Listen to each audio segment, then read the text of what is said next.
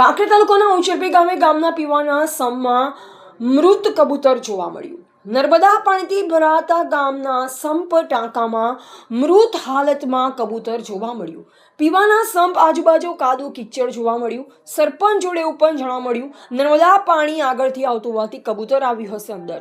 અમારે બોરનું પાણી નહીં, આગળથી નર્મદાનું પાણી આવે છે। હવે બોરથી ચાલુ કરવાનું છે, ક્યારે કરાશે સફાઈ।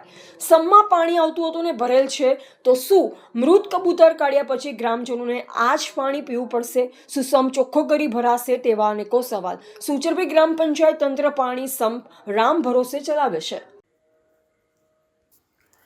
રિપોર્ટર નરેશ વ્યાસ, બનાસની પુકાર, સમાચાર ગુજરાત।